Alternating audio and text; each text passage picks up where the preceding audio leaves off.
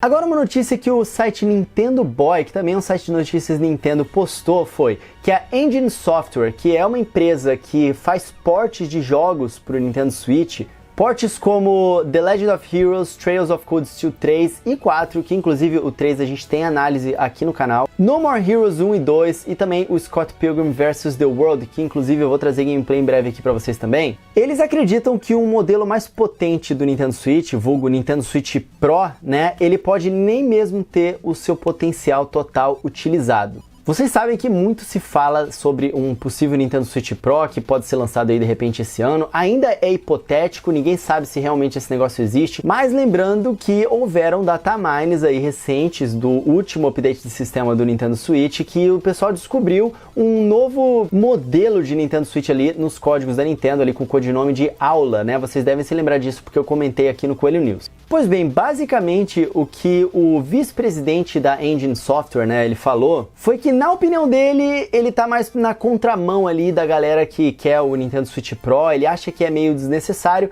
até porque, palavras dele aqui agora, ó, verdade seja dita, nossa opinião sobre isso pode ser contraintuitiva para muitas pessoas, mas não somos grandes assinantes do modelo Pro de um Nintendo Switch. Claro que seria bom ter mais memória RAM, GPU, CPU, mas se ainda for considerada a mesma plataforma, ou seja, se não for um novo Nintendo Switch, uma nova geração, né, se for ainda o próprio, dentro do sistema do Nintendo Switch ali, igual tem o PlayStation 4, o PlayStation 4 Pro, dentro da mesma família ali, ele fala que quando você está desenvolvendo o jogo, você tem que se certificar de que o jogo seja executado bem em todos os modelos, né, tanto o mais fraquinho quanto o mais forte.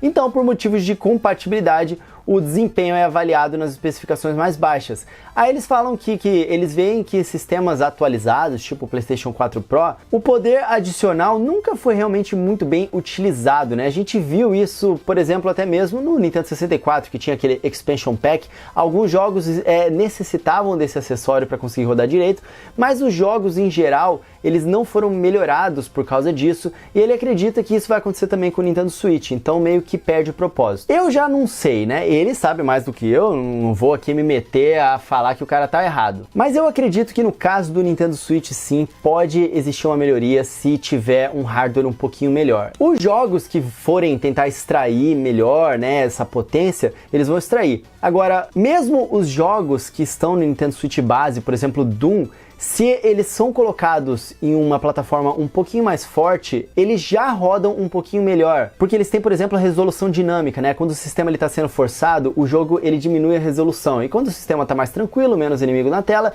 ele deixa a resolução melhor.